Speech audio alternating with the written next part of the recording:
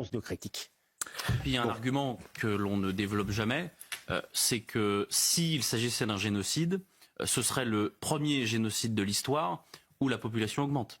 Il faut quand même le dire. Et celle-là, c'est le Vendéen qui vous parle. La population à Gaza augmente. Enfin. Ah si, bien sûr que si. Enfin, il y a quand même beaucoup de La population augmente. Non, mais, il y a quand même beaucoup de morts. Enfin, Jules Torres, vous avez comprenez bien l'aspect monstrueux de votre propos. L'aspect monstrueux de votre propos. Jules Torres, évidemment, ce que vous dites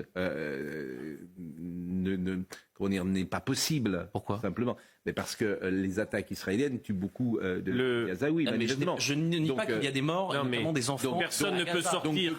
Personne ne peut sortir. Tu es sous les bombes. La population augmente. Il y a quelque chose de choquant dans ce que vous dites, dans cette période-là, admettons-le, cette période qui est si particulière pour les Gazaouis, qui chaque jour enterrent leurs morts. Je ne conteste pas. Bon, alors restons là. Je ne veux pas dire que ce soit une bonne opération sur le plan démographique. Ce n'est pas une bonne opération sur le plan démographique pour eux. C'est autre chose. Enfin, restons là-dessus. Qu'il nous soit permis de dire que les chiffres que l'on vous donne. Je suis fatigué, les amis. Je suis fatigué parce que tous les jours, il se passe un truc, en fait. Tous les jours, on entend des mecs sortir des dingueries. Vous imaginez que le gars, il est en train de vous dire que la population à Gaza, elle augmente, donc on peut pas parler de génocide. Mais qui sont ces gens-là, sérieusement? Quand tu es une chaîne d'extrême droite, tu fais tout, en fait, pour venir défendre l'indéfendable. Ces gens-là sont à vomir. Et les Pascal Pro et compagnie, là, qui viennent faire un peu leur mijaurée, alors qu'ils font un peu la propagande de tout ça toute l'année.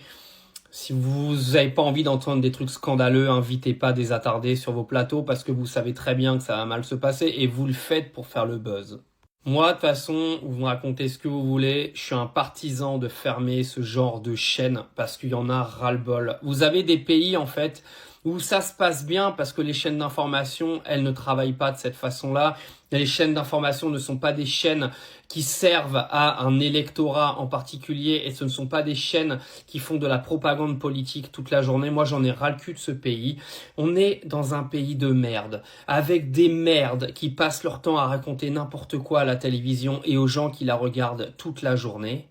On est un pays qui a perdu toute valeur morale. Honnêtement, on a défendu un État génocidaire pendant plus d'1 an et demi. Aujourd'hui, vous avez des médias qui se rétractent, comme LCI, BFM TV, qui viennent nous expliquer qu'il y a un génocide à Gaza, que les populations sont les victimes, alors que pendant 1 an et demi, ils sont venus nous expliquer qu'Israël était en droit de se défendre et de tuer des gens.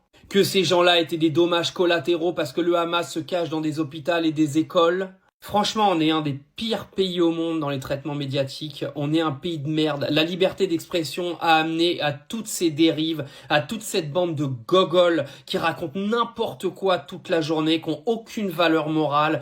Honnêtement, j'en ai ras le cul d'entendre toutes ces sous-merdes à la télé tous les jours. Je pense que je vais finir par couper complètement tous les écrans.